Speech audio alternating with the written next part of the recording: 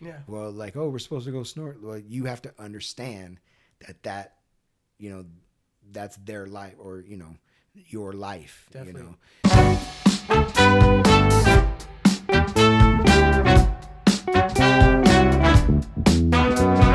important, Yeah, you know. the reason why I asked is because, yes, the realtor has to understand, but I've learned that the arts, especially the performing arts and stuff like that, require a lot more time. Mm-hmm. Like extra time. Like I have to practice. Like that's one big thing I learned is that like your spouse needs to understand. Like I need time to practice or rehearse. Same Yeah. words, Mm-hmm. interchangeable. I need to do this, and then I need to do this, and a lot of times spouses will be like, what about me? Where's our time? Yeah. And so I've learned that they have to understand, like, yeah, I need to do this. Just the understanding part, Yeah. Um, Well, yes, I definitely think that's because, so what I was getting at is that, when we came down here, we first met. Again, she didn't know from community theater, right? It wasn't a part of her life. And then we hit it, and then when I got involved, then it was like, oh yeah, you can do like 3 shows over this summer. And I was like, what? Like the entire summer's like dedicated to this and not anything else, yeah, and and there was a lot of years when like I shouldn't have made that choice. got you. I should have, taken the summer off, Mm, and like with a lot of things, the pandemic kind of, being, it changed everybody's priorities for really quick. at least Yeah, those 2 years. yeah, really Like, fast. it came to a point where even if like you didn't care for staying inside, there was nothing to do outside. Yeah, There was nothing you could do, so everything you was could, closed. yeah, um, so yeah, once um, it and since the pandemic, I haven't really done anything, with acting, and I'm just now like I got a new set of headshots, and I Okay, have a new resume, and getting back on the grind. yeah, I like it. but also like, I'm not gonna, I'm not gonna start throwing it out there right now. Like I need to focus on the school, Mm-hmm. maybe I'll throw, when I'm in between, Okay. classes or something. But Was it strictly the pandemic that made you stop acting completely? well, yes, initially, because there Okay. was nothing to do. Okay. I was, I don't know, lucky or whatever, but like I literally finished a show at the end of March, Mm-hmm. and by the end of April, we were talking about closing it all down. I think it was like mid-April Okay. or something.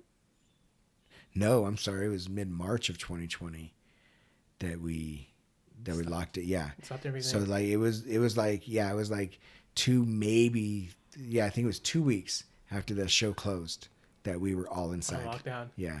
So basically, you mentioned Carrie and your wife, like working together. Basically, you guys had a business. Mm-hmm. Would you say? Yeah. Would you guys consider reopening this business again and pursuing this whole market again? Well, it never really.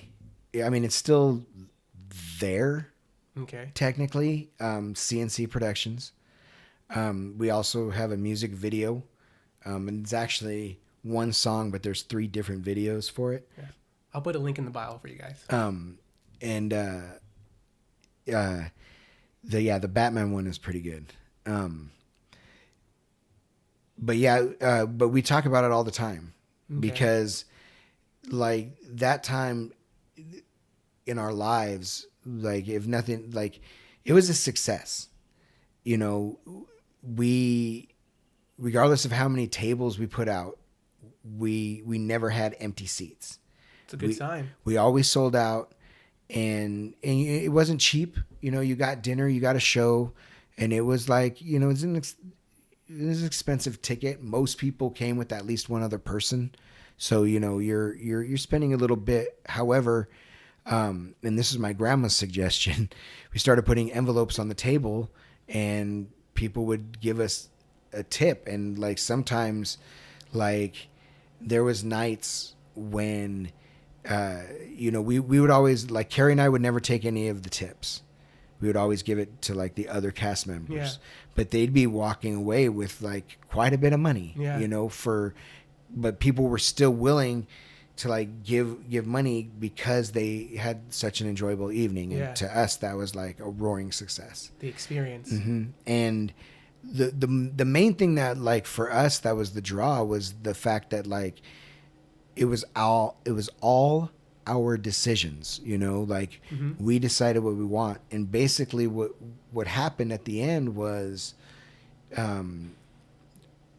they wanted us to do certain things their way, and basically gave us an ultimatum, like, you either do this and this the way we want you to, or you can't do it here anymore. Can you tell us one of the things that they wanted you to do? Well, okay, like so with the Tuesday movie nights, right? We couldn't bring our couch. We couldn't bring our living room furniture in anymore. Okay. And like like what argument do you have against that? And when it came down from the Duchess's husband, the Duchess, he's the one that sent us the email, right? And he was never there. Like, I saw him maybe twice the entire 2.5 years that we were doing stuff there. Wow. But he was like, the reason he gave, that was the thing, is like, he could have said a number of things that, it's a fire hazard. Yeah. It's, but he was like, it's unfair because the people that come in, later, they want to sit on a couch. Gotcha. And we don't have like enough couches. So like, but that's the whole point. Yeah, exactly. Like, yeah, we want them to get here early. Gotcha. So we, and they're like, and sure enough, when it was gone, there was like people the next week that were there, like wait, or like they were there waiting for us to get there to open the thing up, right? To get that couch seat. Yeah, and they were like, where's the, and they were disappointed. Like, everybody was disappointed, like, moving forward. So the biggest one, and yeah, I can talk about it now because like the Duchess isn't even there. I don't even know if the chef is still there, but like our biggest thing is, so they had an in-house chef, and I won't say his name, doesn't matter. Okay. Yeah. But they had an in-house chef because they had a kitchen there, and the guy knew like one dish. Oh, damn. And it wasn't. It was fine when we were starting, right? Yeah, pasta. But also, so during this 2 years, we met 2 different chefs. Like, and one was like a really good friend of ours. And so, and again, because this actually started being a huge part of our life, we were like basically for this, by the end of this 2.5 years. So we'll say like, this is all basically like, we're kind of like going through this the whole second year. Gotcha. Until it finally came to a head at the end. But like,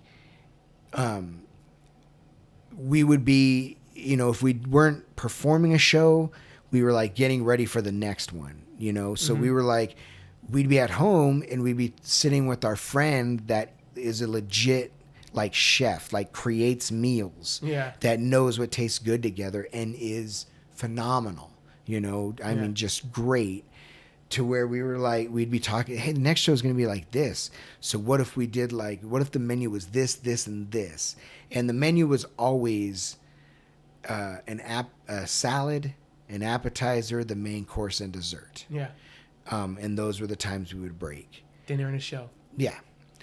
And so like, what if the salad was instead like a spring roll, like where it's all fresh because, it's now spring, and like we put fresh this and that, and like, and then we can move on to, but like, super creative, and we'd be talking about it and putting us all together. So then we would go in, and that was the big thing at the end, is basically he was like, look, you is our chef for everything.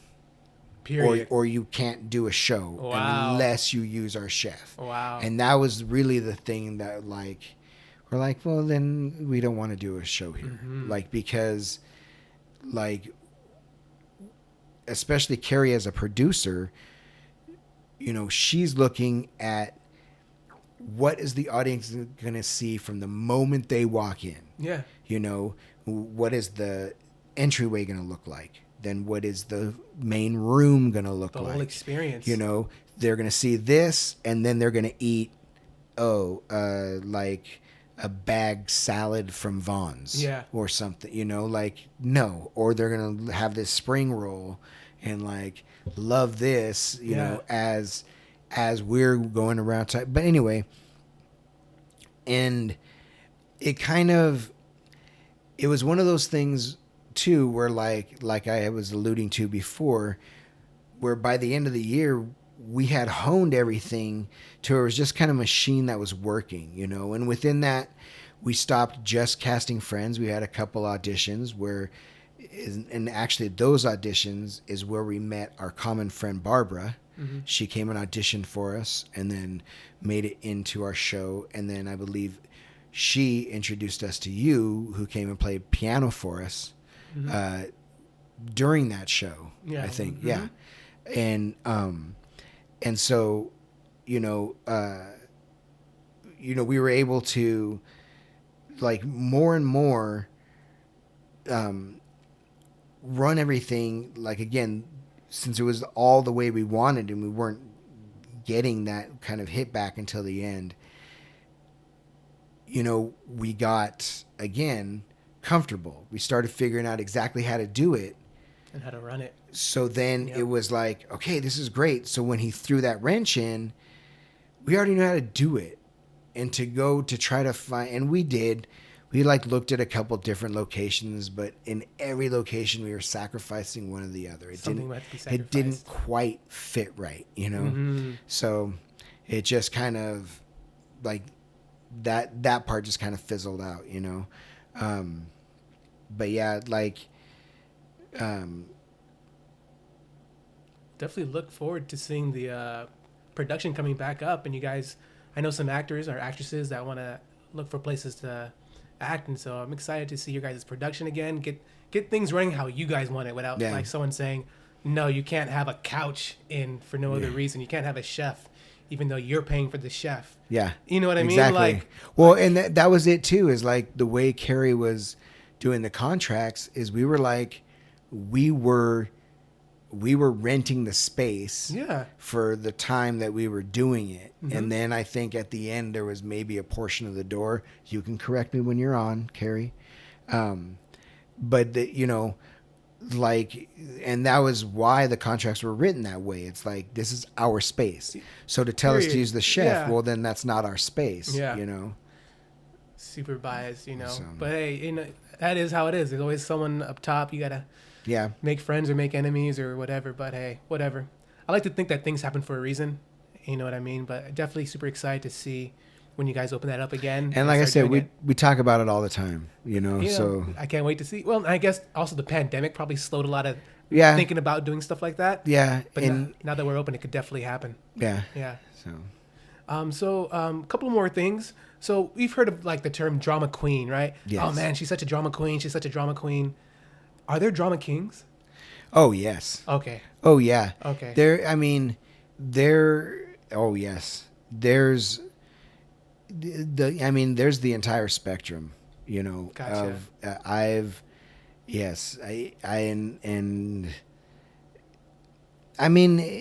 But it's the same as anything, right?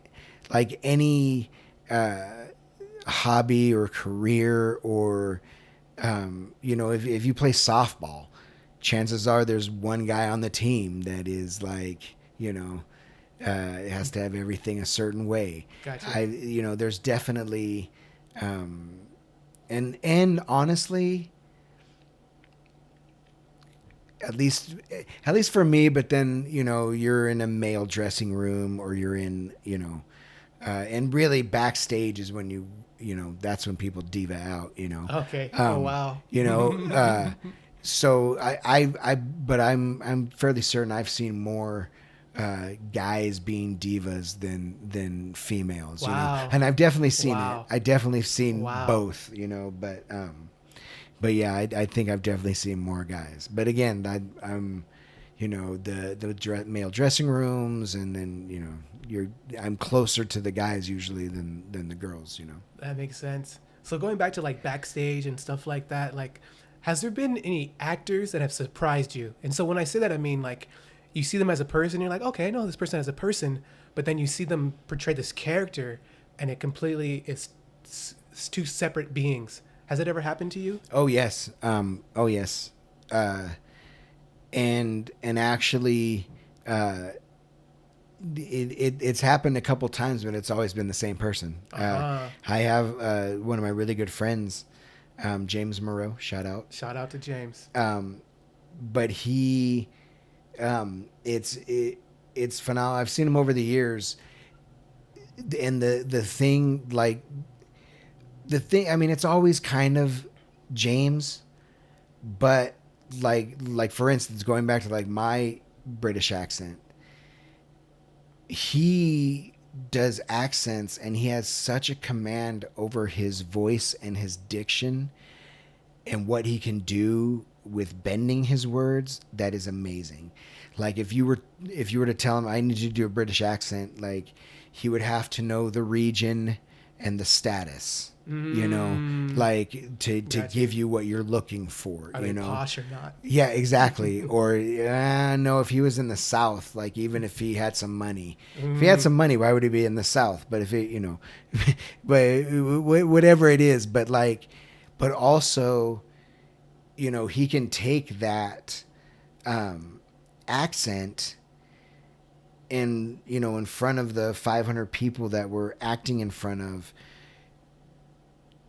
do it. And I've never seen him, again, going back to something we talked about before, I've never seen him, even being on stage with him, I've never seen him be uncomfortable on stage.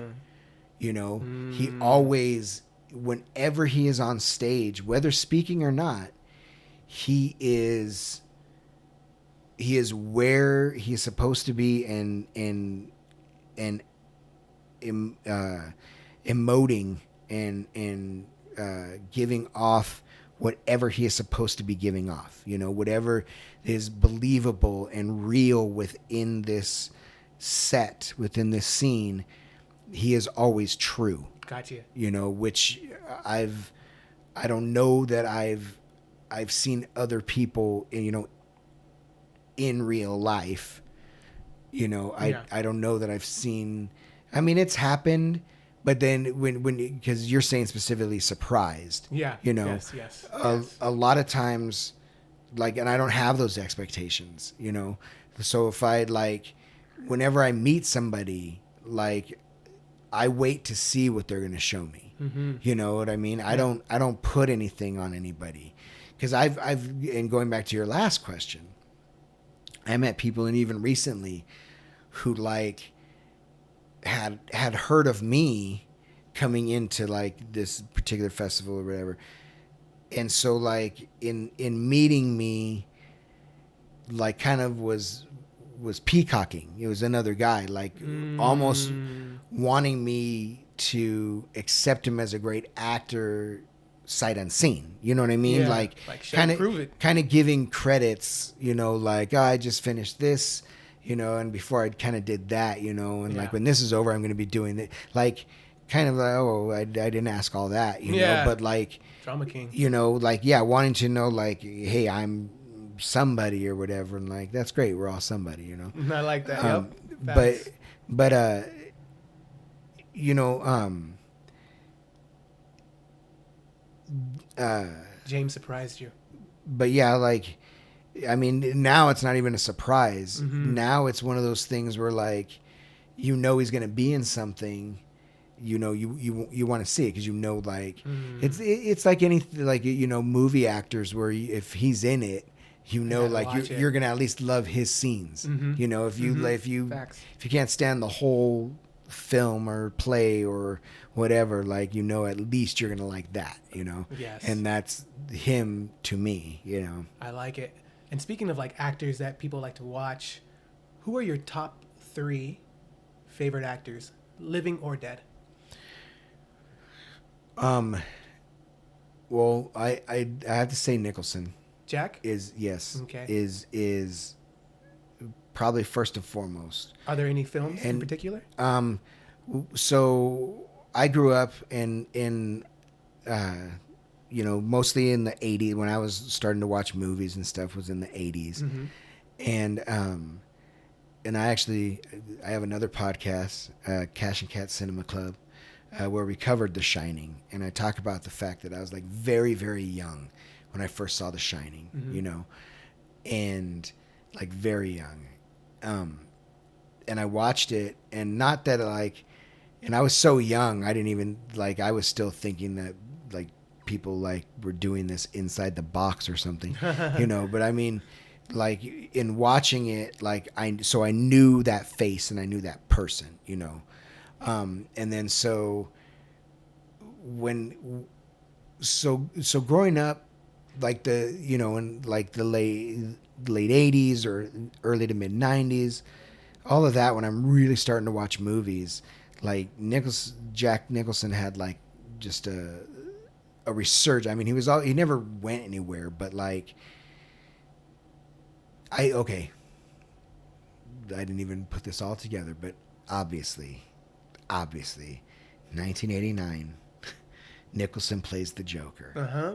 I was waiting for it. Nicholson I was plays the waiting for it. Joker, and that was probably that switch. Just the fact that all the other stuff that he was in, and I had seen everything, and by this time I had watched The Shining many times because I ended up like really loving it. And so by this time, when like when Nicholson was gonna play Joker, Yeah. I had seen The Shining a bunch. I had like really seen it as like now I'm watching it, and I was like, I was a summer away from being in that first show. You know what I mean? Oh, wow. Like it came out the summer before my freshman year started. So,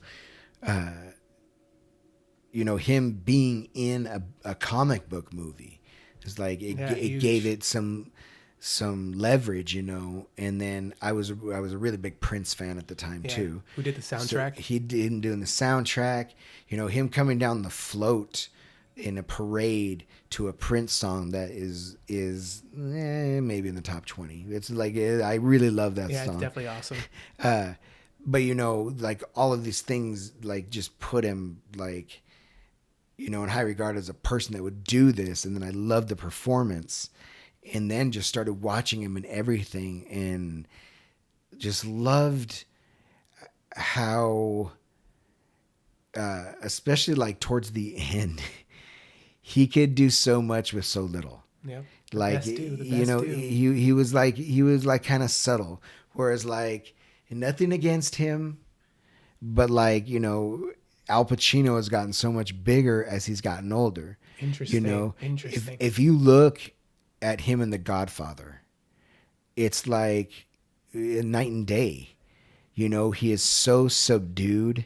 He is so calm and like deliberate and focused.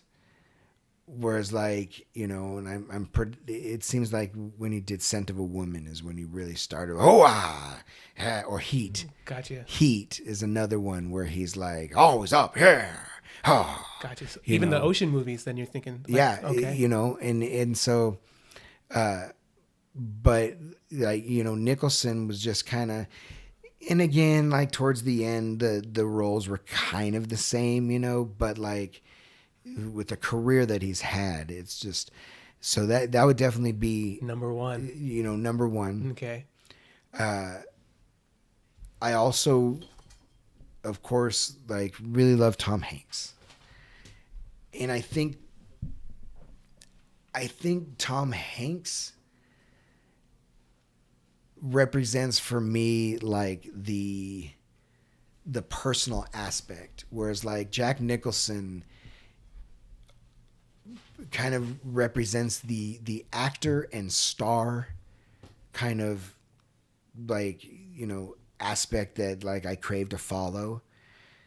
Tom Hanks, the acting is that that brings believability to whatever he's going to play. To his roles, yeah. You know, Yeah. he definitely he'll find whatever he has to really make you believe what he's putting across. But you know, whereas Nicholson was like always out, you know, and like, you know, at parties and like kind of like had this wild persona, you know. Yeah. Whereas like Hank's, you know, he's seen out and stuff, but like Like the average guy. He's you know, and like where it's like this is just the job.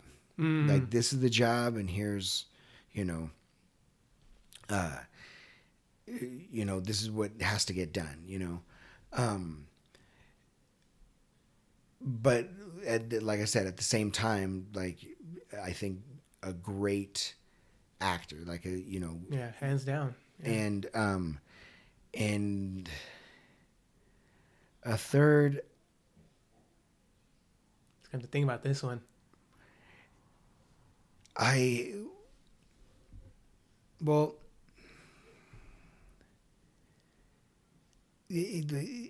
mean, it's hard because there's a lot, you know. I don't want to, like, you know, you can draw something from just about everybody, you know, and like, okay, so like I have to go with like two, okay. Okay, we'll give a special shout out to and, one of them. And you know what, I'm gonna go with one and then a special consideration for the last one. Yeah. But I'm gonna throw Charlie Chaplin. Okay. Up there. Yeah. Because he's genius, actually. Because I think, wow, you know, whether it's improv, you know, whether you're creating a character literally on the spot or coming up with a character, you know, there's so many ways to get there, you know, from inside to outside, you know, and again, whether that's improv or whether you have a written page and you know who this person's supposed to be, and you can take clues from dialogue on to kind of shape the person that you're trying to be. But when you take away like voice, diction, inflection, anything with words and anything you can say, and you have to rely strictly on physicality.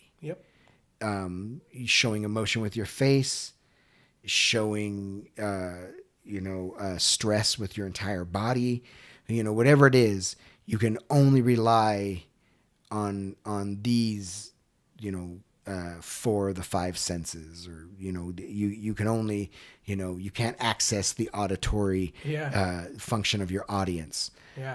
To where that, like, you know, to go out and to get so much across, you know, to tell so much and so wide of a story, you know, with just physicality and just kind of being nonverbal. And, you know, that is, you know, it's just something to definitely admire. And I think, you know,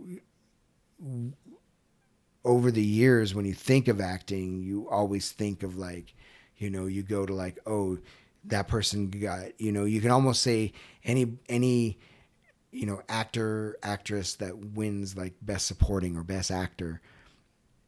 It's like you can almost look at the movie that they won it for and be like, oh, when he did that monologue, you know, or what was on the page? What was on the page? So, you know, but it's almost always like, you know, this scene where they gave this monologue, you know, where they said these words.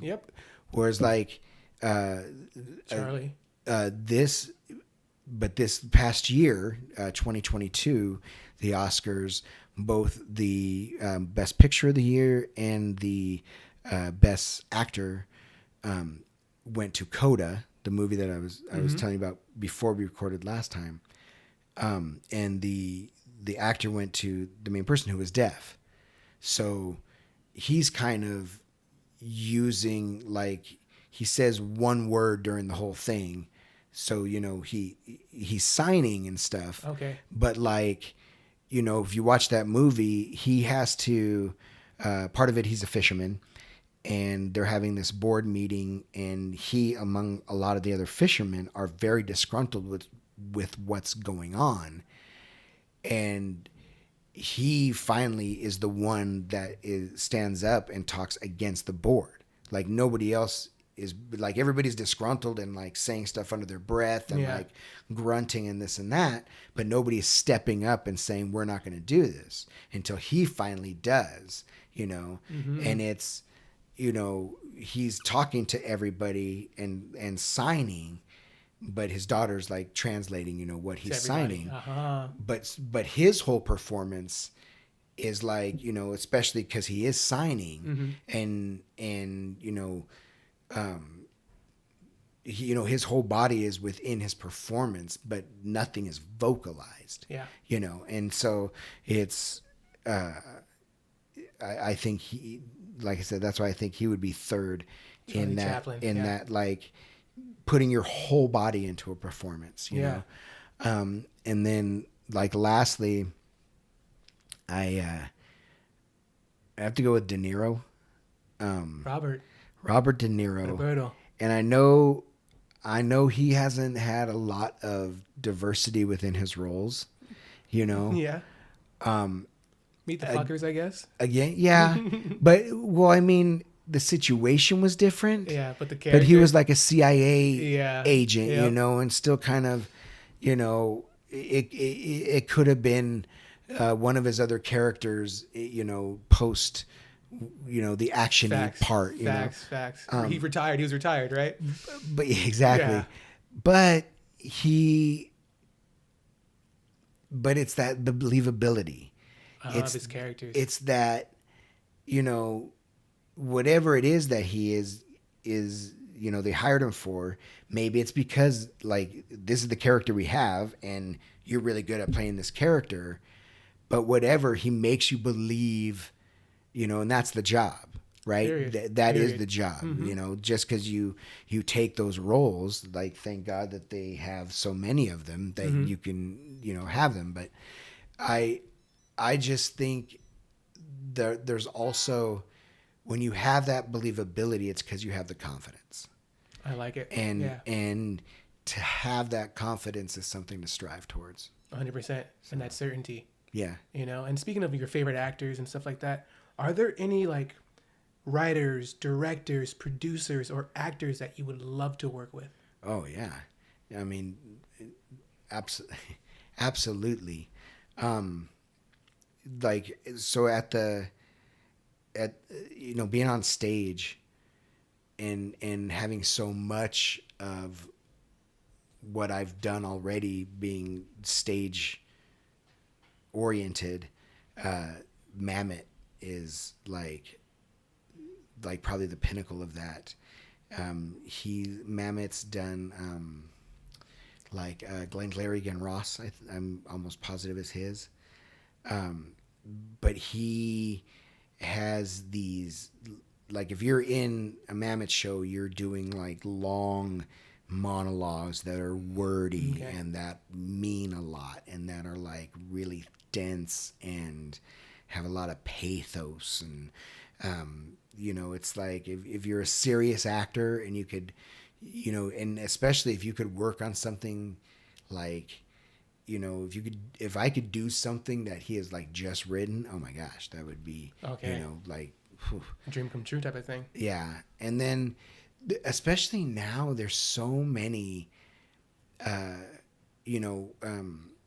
writer directors like out there, that are even like just starting, or like people that we've seen be actors for a long time or just starting to like throw out scripts that they've had forever, or like you have people like, Seth Rogen that has his partner, Evan Goldberg, wrote things like Superbad, wrote that they'd written it like in junior high, they had it forever.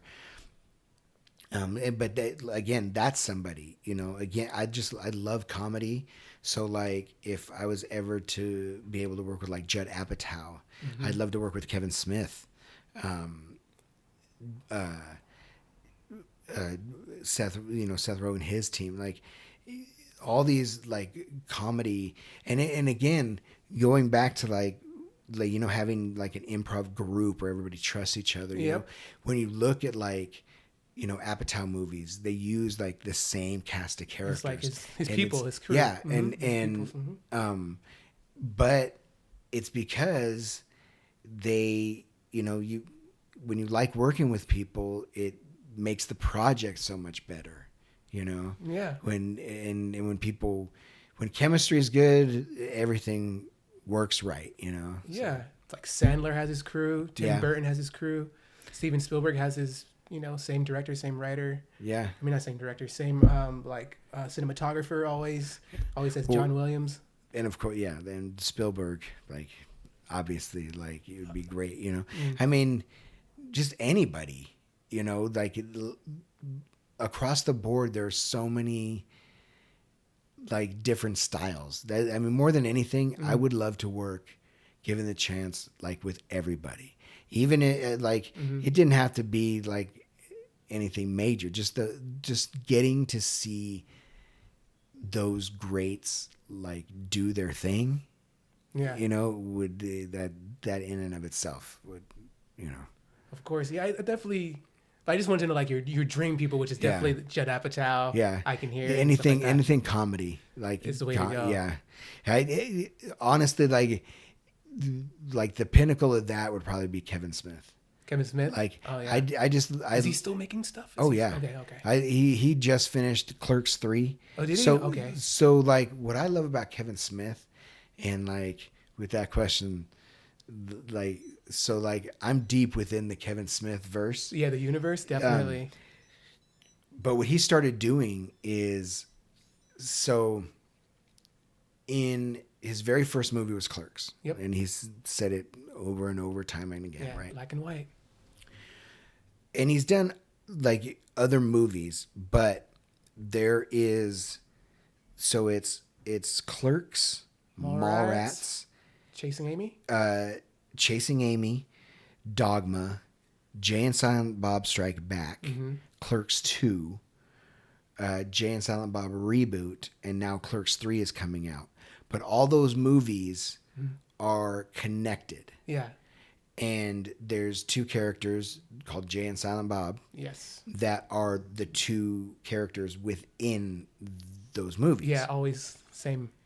So what, like, and I found this completely on accident when I was in Portland, Oregon in 96. I was in a comic book shop and I found he made Jay and Silent Bob comic books. He sure did.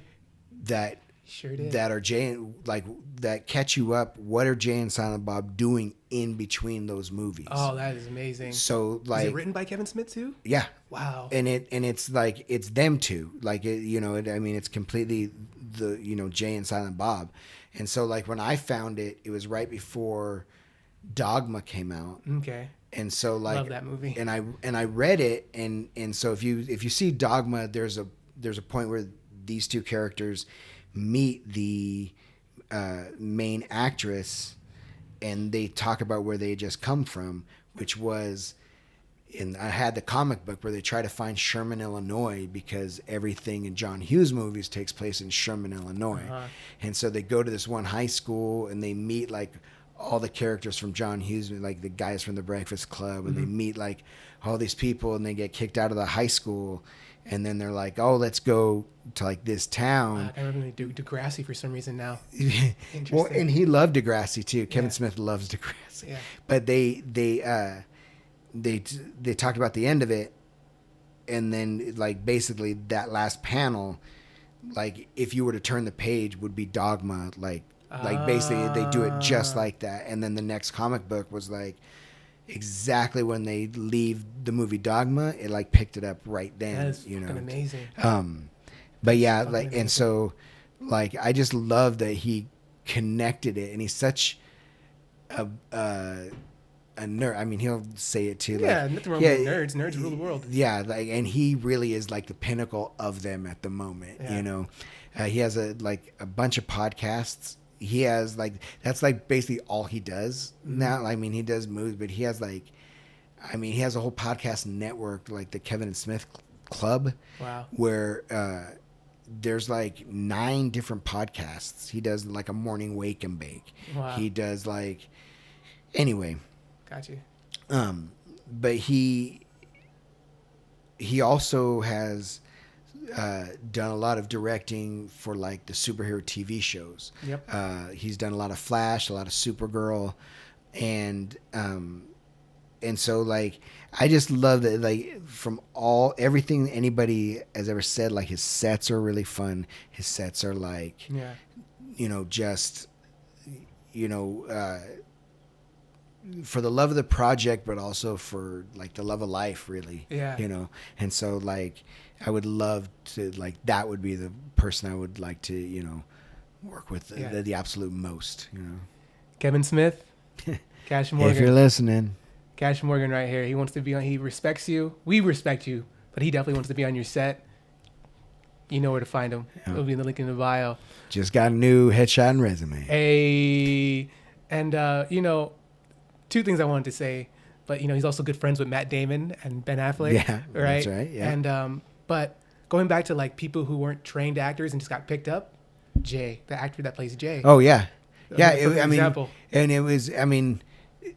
That, and I mean, he's talked about it forever, but it was just because that was like one of his best friends. Yeah. And he was like, this guy's funny. This guy's funny. This guy says some pretty crazy shit. So, like, let me make him say even crazier stuff. And, and he's talked about it lots of times too, where like, it wasn't always, that decision wasn't always the easiest, Yeah. And Jay's had his troubles too, but he's straightened out now and stuff. But yeah, definitely, like he, and two, if you were to look at Clerks and then look at Jay and Silent Bob Reboot, Jay has a couple scenes. Wow. Yeah, Jay has a couple scenes in there where he has to get really serious and really, and talk about struggles of being a father, and like that, and he does it very well. He really, like I said, yeah, he didn't have any aspirations of being an actor. Yeah, not at all. He helped out his friend and that you getting that first movie off the ground, and then but yeah, he definitely learned it along the way. Yeah. So. And I will say, this is my opinion, is I think that Kevin Smith saved Jay, but I also believe that Jay saved Kevin Smith. Yeah, I definitely, you can look at those movies, and yes, Kevin Smith wrote, directed, and was in them. Yep. And even Jay and Silent Bob, right? Yes, he wrote it and he made it happen, and there's a lot of funny cameos. But like, his name is Silent Bob. Yeah. He has two different scenes where he has like 3 lines in each, and that's it. And Jay's doing all the talking, and he's in like every scene of the movie, and so, and Kevin Smith wrote the dialogue, but Jay's like saying that dialogue, and that's what you're showing up to see. What you're quoting is his, you're always quoting Jay's lines, and if he didn't say them in a way you wanted to quote him, the movie wouldn't work. He's a sheep fucker. But yeah. Who's saying now, you dirty sheep fucker? yeah, stuff like that. Like, yes, he wrote it, and that's why it's there. But like, you got to have Jay, and like, I think, they owe each other, so much. Yeah, I think the synergy just really was meant to be type of thing. Yeah. And so, Cash, after everything's said and done, 100 years has passed, what would you like your legacy or your empire to have looked like? I think above all, I just hope that the people that I've come in contact with and touched through this so far and wherever it goes, that people say that I was really great to work with, and like friendly and supportive, you know, like somebody that they wanted on set, and that also that they respected the talent, you know, that Gotcha. that I was capable to do the work, and that like I was good to be around, you know, because that's like you want to do that in any job, but like especially in this, I just, you know, I never want to be the diva. Okay. You know, I want, and I think that comes straight from improv, is like I want to support whoever else is in this. Like by supporting you, I'll get my done, you know, and I'll get my, you know, I'll get to shine however much I'm supposed to shine, you know, but like also let me really be support for you so you can have that moment, or you can, you know, that's because I firmly believe too is the more people want to work with you, the more you're going to work. It's as simple as that. And that's like at the end of the day, I don't want to get rich from it. The only thing that I truly desire from it is to be able to do as much of it as I can. You know, just the opportunity to be in as many things and work with as many people, because that's what I love, is like creating the art that goes out, you know. That's the fun part. I love it. Cash, thanks for being on the podcast. Thanks for sharing your story. Can you please tell everybody how they can find you if they want to work with you, want to hire you, want to learn more from you? My email, like I check that every single day. That's ctmorgan007@gmail.com. I am on Instagram at CashTie007. And I have a Facebook profile. I'm not on there as much. But yeah, Instagram and then email is probably the easiest way to find me. Nice. Can you spell out the Instagram? Can you spell it out for them? CASHTY007. Awesome. Yeah. Thanks. I guess it looks like Cash Tea. But yeah. Awesome. Appreciate you so much, Cash. Everyone, contact him, reach out to him. Man, you know where to find him. Again, ladies and gentlemen, thanks for listening to this episode. My name's Antonio D. Miles. Like the video, subscribe to the channel, make a good comment, share with people. You know, if you want to support the podcast, you know, the Cash App will be in the link or in the bio, The Empire Podcast. And other than that, you guys, without you, we wouldn't be here. So thank you so much. And we will catch you in the next one. Peace. Bye.